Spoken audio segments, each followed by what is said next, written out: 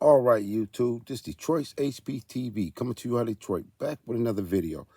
We got a heavy discussion to talk about today. Heavy, because I've been telling people for the longest that there is a specific reason that the Democratic Party panders to black people more so than any other nationality, black Americans. You would think that black Americans are the main voting bloc and constituents for America as it relates to the Democratic Party. Let me read something before I start. It's called, What is the Black Belt Theory? The Black Belt Theory is the Communist Party, USA, later adopted the suggestion that African Americans in the Black Belt region constituted an oppressed nation and that they should be allowed to vote on self-determination as had populations following War I under the rules of the League of Nations. This is the communists. Black Belt Theory. Google it, look it up for yourself. I'm going to show you the reason why. You see AOC, Democratic Socialist, Bernie Sanders pushing socialism, Zoran Mandami just won the primary in New York, socialist, and they even got another Somalian socialist in Minneapolis. They want to use us as an oppressed people, even though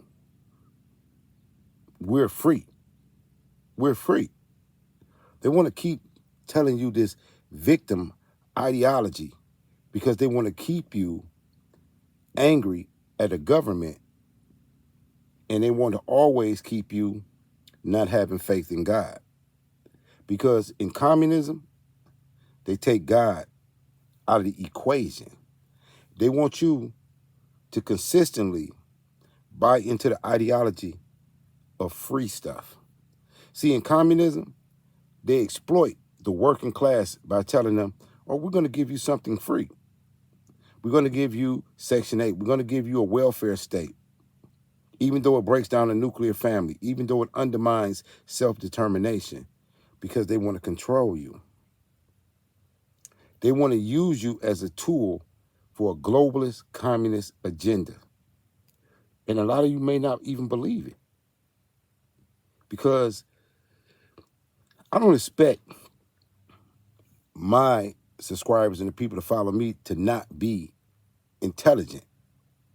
I have a lot of intelligent people that subscribe to my channel. You know, as gritty as it is and as, you know what I mean, as simple as it is, to me, it's about information. It's about disseminating information so that you can think and see what's going on. Because why is the Democratic Party becoming the Democratic Socialist Party? They tell you that Trump is a fascist and you're dealing with an oligarchy, when really it's them. It's them that want to transgender your children. It's them that want to teach this victim mentality to your children. It's them that want to undermine the nuclear family. It's them. Malcolm X said the most dangerous thing to the black community was the white liberal, because he knew that the white liberal only used you as a political football. Then Martin Luther King, toward the end, he said, I fear that I've integrated my people into a burning house. Even Martin Luther King, in his letter from the jail, he said the white liberal is the biggest hindrance to black liberation. And I know that my audience is not just black people, but I got to talk to my own people, because you're the ones that they're targeting with this communist socialist agenda. You're the one they're targeting with Planned Parenthood and termination of your pregnancy. You are the ones they want to use as a fifth column to destroy the country through ideological subversion. Because, like I read in the Black Belt Theory, you are already oppressed So they offer you free stuff and you jump on it, not realizing what happened with Stalin in the Soviet Union when they offered the working class free stuff. Mao Zedong in China, Pol Pot in the Khmer Rouge. All through history, they've exploited the suffering and the pain and the trauma of the working class people, and they made them adopt a victim mentality, which made them hate their own government, and then they replace it with communism and socialism, and then you really start seeing the gulags. You really start seeing the fascism. You really start seeing the genocide and the executions. You don't believe that can happen in America? How can New York, the most capitalist city in the world, be voting for a socialist? He said he wants to have government-ran markets so you can have WIC and welfare cheese in there, and that's all you get. Cap the rent and destroy the free enterprise of landowners. It's a takeover. It's a takeover. It's ideological subversion. They want to feminize your sons so that they don't ever be a threat to the power structure. And then they talk about, oh, the rich is getting richer. No, entrepreneurs are getting richer. Innovators are getting richer. It gets so deep. Me personally have friends who've been on welfare and Section 8 20, 30 years. And they mad because that's going to be cut off. And they able-bodied people. But the lure of free stuff will make you sell your soul. And if you ever have read the 48 Laws of Power, there's nothing free. Despise the free lunch. I keep these two books with me no matter where I go. I got 1984 in the Constitution because it keeps you mentally attuned to the politics. Now, what I'm going to show you, and you got to bear with me and watch these clips and listen and read between the lines what these people are doing. For real. Check out this first clip. This is where they're talking about Mondami and his grassroots movement. It's for fair use under the 1976 Copyright Act. But he said he has a grassroots movement. What does grassroots movement usually mean? You want to see how black people are being used as a pawn in a global game of overthrow. Listen to this. So much for being anti-billionaire. According to the new reporting, the so-called grassroots revolution behind the rise of Zoran Mamdani leads right to Hollywood, Silicon Valley, and America's wealthiest zip codes. New campaign finance records show $2 million in political action committee support. Over 70% of that came from out of state. Many of the top donors to those PACs have zero ties to New York City. Steven Spielberg, Phoebe Gates, yes, that Gates, and rich Palo Alto tech investors. It's a lot of elitist power, not the kind of power to the people Mamdani likes to tout. So, Liz, this kind of looks like that playbook to me of you got the rich elite power brokers who want to do a little ideological experiment somewhere. Yeah.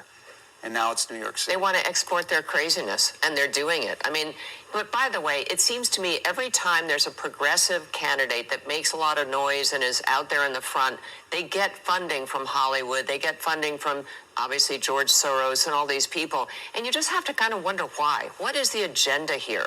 I mean, in California, things aren't going terribly well because the progressive agenda has meant higher taxes, people leaving the state, businesses leaving the state, higher cost of living. I mean, tell me one good thing other than the sunshine that happens in California that New Yorkers want. Why does Steven Spielberg think he has any insight at all into how to run New York City? I don't know, but you remember Beto O'Rourke when he was running against Abbott? He got a lot of money from exactly the same crowd. Right. And you can go down the list of progressive hopefuls. They always get this.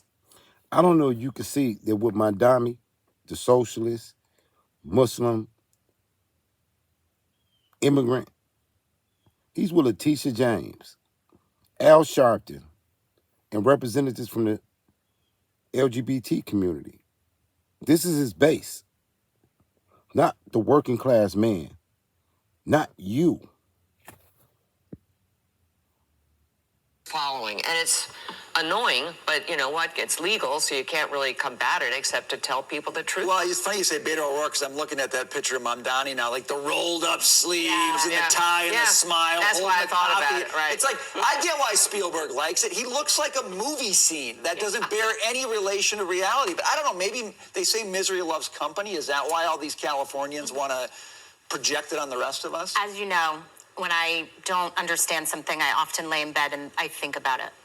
I've thought about this a lot for the last 25 years. I think I finally understand. And I think that it's coming to light more and more with these candidates, the more progressive they become. And he's a perfect example of it. Why is Steven Spielberg endorsing him or Hollywood endorsing him? Because they have so much money. It doesn't matter. And why do they keep bringing up Reverend Al Sharpton to support socialism as if he's a representative of the black community? You're being played all over again. To them. They won't be touched by it. No. He is not a Democrat socialist. He's not even a socialist. He is a communist wearing a socialist sheep's costume.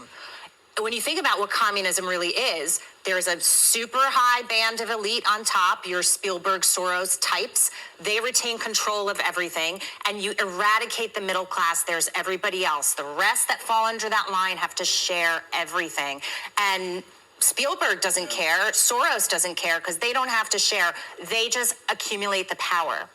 And that's really what this is about. It is an ideological shift, as you're talking about. We used to think about this maybe 10 years ago or 15 years ago and think it was crazy that we'd never see that happen in this country. But then the rise of AOC and people like Mandami and, you know, that's what's happening slowly. And the problem is when they need the grassroots to vote for this because they don't have enough votes to be able to do this themselves, and they sucker you in by telling you you're going to get free things and everything's going to be so much better and blah, blah, blah. And then, you know, they really kick you in the behind, and you see it only after. Tiffany. Yeah, I mean, from a political perspective, I say let the dark money and the Hollywood elitists keep funding candidates like this because it's not good for the Democrat Party. Voters have repeatedly rejected this far left progressive ideology or candidates, and Mamdani is by far the most progressive, out-of-touch candidate our country has ever seen, full stop. I will stand by that. I mean, it's wild what he is coming up with. Government-run grocery stores. I wonder how the people in New York would really like that. He is a communist. He's pushing these ideas. And, you know, he's a typical politician. He's saying one thing and doing another. He's saying he's grassroots funded and getting money from Hollywood elitists. What troubles me, though, is with that money, you can sort of buy votes. And that's what I think that they have to watch for here in New York. But it's as if he thinks money grows on trees. And he can create these beautiful communities and free housing and free grocery stores, government-run grocery stores. I was with a 20-something-year-old New Yorker. I had lunch with her the other day, and she said she would vote for Mamdani. Yeah, and I said, really? Sure. I was shocked, but it all sounds... Due to my time constraints, I want to show you some more. Look at this one. This is in Minneapolis. Know that it helps us out a ton. And of course, it helps you because it helps us keep bringing you these stories every day. It's almost like some of these left-leaning cities are having a crazy off. you know? And I'm not saying Omar's crazy, but his policies, his ideas that you're going to see him express here in a second certainly are, in my opinion. I have to show y'all this. Many of you have probably already seen this video before, but you just have to see it again. Y'all, this is Fry at the funeral. And we're back, y'all. Thank you for watching today. Go ahead and hit that like button, my people. Know that it helps us out a ton. And of course, it helps you because it helps us keep bringing you these stories every day, y'all. Now, y'all know how we do. Now, y'all, today, this is kind of an interesting story because, you know, we talk about the mayor of Boston. We talk about the illustrious mayor of Chicago, sub 10% approval rating, Brandon Johnson. We'll probably be back with a story about him tomorrow once he has another one of his press conferences. But you know who we don't talk about enough, y'all? This guy up in Minneapolis, man. His name is Fry or Frey. I'm not exactly sure how to pronounce it, so I'm just going to say Fry. This guy is funny. You know, I mean, at least to me, this guy is funny. But he has a new challenger. And as you can see from X, this new challenger, Omar Fateh, he is challenging Fry or Frey to be the new mayor of Minneapolis. Now, why am I covering Omar? Why am I covering Mr. Fateh? Well, and that's not him, by the way, y'all. People are making fun of the way he looks. I'm not going to do that. I don't do that sort of thing. Why am I covering him? Because this guy is of the Mamdani YouTube Premium is ad-free YouTube and YouTube Music Premium. Hold y'all. Fateh, he wants to stabilize your rent. He wants to defund the police. You know, he's using a different term for that. We'll get into that in a second. He wants to basically implement all of these progressive policies that we've been hearing about, you know, the AOC type of stuff. So we're going to cover him today because I think this is going to be interesting. It's almost like some of these left-leaning cities are having a crazy off. You know, and I'm not saying Omar's crazy, but his policies, his ideas that you're going to see him express here in a second certainly are, in my opinion. Maybe I shouldn't say crazy, just way out there. So, y'all, what we're going to do is take a look at a juxtaposition. That's one of my words. You've heard me use it before. We're going to take a look at a juxtaposition between Omar Fateh and Fry. Now, let's jump into Fry first, since he is one of the more recognizable of the two. So as you can see in this video, Fry, he is of the Michelle Wu ilk. He wants everybody who doesn't have permission to be in the country to come to his city where they're going to give them free stuff. And he's going to say, hey, look, we aren't even going to keep numbers. We're not even going to count. We don't even want to know who's in our city when they're not even in the country with permission. Let's take a look. But before we do, y'all, make sure you take care of your money. L1A3 precious retirement. I want to speak directly to people who are undocumented. We love you. We care about you. In the city of Minneapolis, we will stand up for you, and we will do anything in our power to help. Because you're not an alien in our city, you're a neighbor. I'm wondering, can y'all see Ilhan Omar, the Somalian, the Somalian congresswoman that hates America? What are y'all witnessing? These Somalians and these different people coming into power under socialism. Y'all don't see a theme? Do you really think this is coincidence? When in all actuality, the Democratic Party has been co-opted and taken over by socialists and communists. It started way back with the ideological subversion under Martin Luther King. When Martin Luther King and his Southern Conference leadership and Baptists, whatever they was doing, it was infiltrated by communists. Bayard Rustin and a lot of them. The communists even wrote the I Have a Dream speech because they always wanted to use black people as their cannon fodder to integrate communism into this country and to overthrow what we call democracy. And they doing it through the Democratic Party, the Dixiecrats, the Hollywood elites. Why do you think that these Somalians and these people from all over the world, these immigrants, are fighting so hard. I'm talking about the ones that's in political authority. Why do you think they're fighting so hard to keep the rest of them here? It's an overthrow. Now, in Minneapolis, we have what is called a separation ordinance. And that separation ordinance states clearly that our city officials, our police officers and beyond, will not be gathering information showing who is and who is not documented. We do not ask the question with regard to immigration status, and because we haven't asked the question, we don't have any data to show documentation status. Are you hearing him? With Ilhan Omar, we're not even going to ask you where you from, who you are. No matter what country you come from, we're not even going to ask you. Really?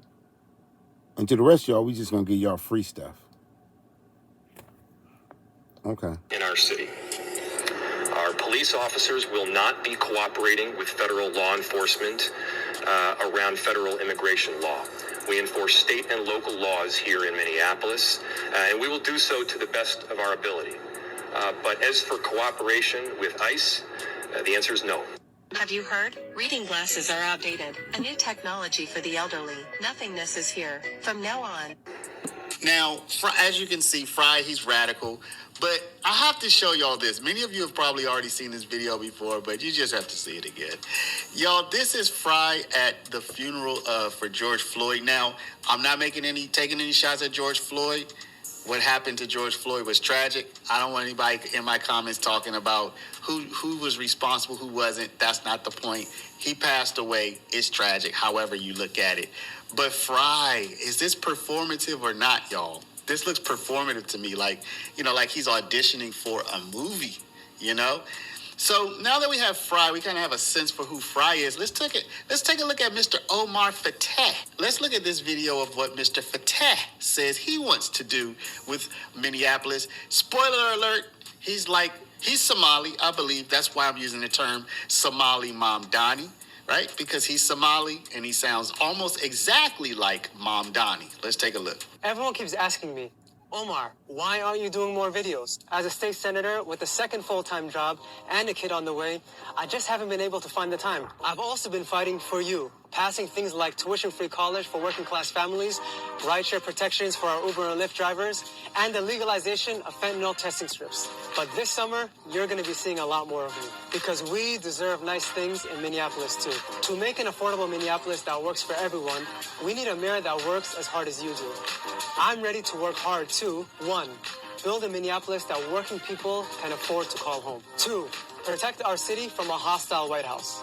And 3, diversify our city's public safety response. By increasing the minimum wage to $20 by 2028 and passing rent stabilization to stop price gouging and incentivizing new construction, we can protect workers. Protecting all of our communities from Donald Trump means not letting MPD interact with ICE, whether it's for an immigration raid or not. Our residents deserve a mayor that will stand up to Donald Trump and say, no, not in our community. Did you know that the city's own data showed that 47% of calls to MPD can be diverted to non-police response? Cops aren't social workers. Investments in programs like these ensure that the appropriate response arrives when we call 911. And we can actually free up police resources to focus on violent crime that detracts from community safety. Okay, another defund the police. I'm gonna show you a couple more. Bear with me. Let's go. Let's look at AOC.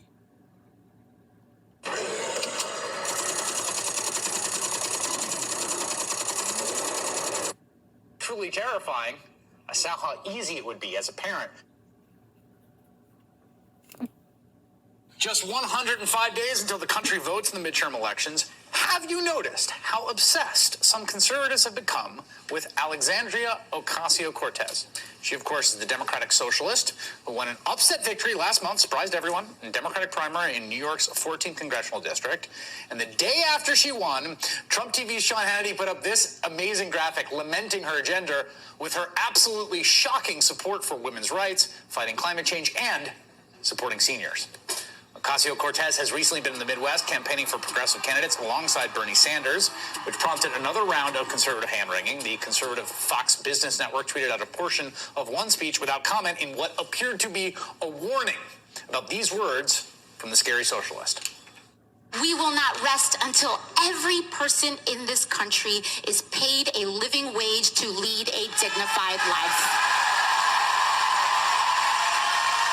Chilling stuff. The editor of the conservative Daily Caller went to one of the rallies, writing that she, quote, saw something truly terrifying. I saw how easy it would be as a parent to accept the idea that my children deserve health care and education. She elaborated on Trump TV this morning. They talk about things that everybody wants, especially like if you're a parent. They talk about education for your kids, health care for your kids, the things that you want. And you know, if you're not really paying attention to how they're going to pay for it or, you know, the rest of that, it's easy to fall into that trap and say, my kids deserve this. And, you know, well, maybe the government should be responsible for helping me with that. So what is it about this woman that has the right so worked up? What does it mean for the midterms and beyond? Joining me now, New York Times columnist Michelle Goldberg, whose latest column is headlined, Democrats are moving left, don't panic. Also with me, MSNBC contributor. Democrats are moving left. They be saying the quiet part out loud. Let me show you one last clip. Here is how to be a video gamer forever in less than 60 seconds. Now hear me out. If you're anything like me, then growing up there, you've seen the trouble, you changed. Now talk about New York. Did you think for a moment, you've been a New York native your entire life, yes, Captain, NYPD, you know, growing up there, you've seen the trouble, you changed, you know, as a young man, became a leader, run for mayor, and then all of a sudden today, you're going up against a guy, the mayoral race that everybody in America's following. Yes. To go on against a Zoran Mamdani, who on many ways you look at it, this is a person that's a communist. This is a person that's openly said how he feels about capitalism, how he said a lot about different things. How did things get to a point that a candidate like this out of nowhere is now being seen as possibly a guy that could win? That's a great question, because it's really not out of nowhere. Those of us who were watching what was taking place on the stage of not only New York City, but America, I told my team 6 months ago, this guy's going to win.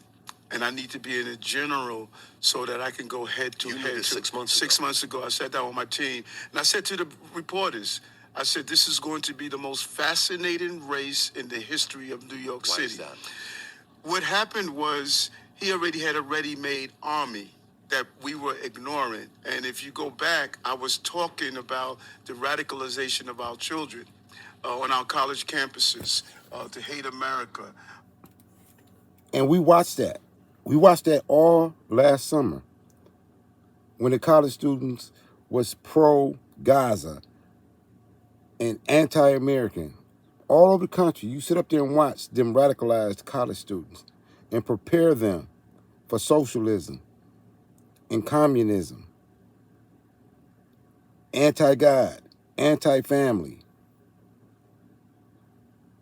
And it went below the threshold of our understanding because they kept dangling free stuff to people who don't want to work, or people who are subversive, have subversive mentalities. We witnessed it. But if you go back to the first part when I started this video, I'm going to read it again to the black people so you can understand what is the black belt theory. The Communist Party USA later adopted the suggestion that African Americans in the Black Belt region constituted an oppressed nation and that they should be allowed to vote on self-determination, and as had populations following World War I under the rules of the League of Nations. The globalists. You think that the Democratic Party cares about black people when they have a global agenda? You think they care about their Negroes, their colored folks? These are the same Dixiecrats, only now they have a global agenda. And I hope this didn't go over a lot of you people's head, but pay attention to how you being gaslighted by the left to be anti-government, anti-God, and anti-family. And this is Detroit's HPTV. Come to you out of Detroit. Like, share, subscribe. Keep your head on a swivel. And as always, salute to all patriots. Peace.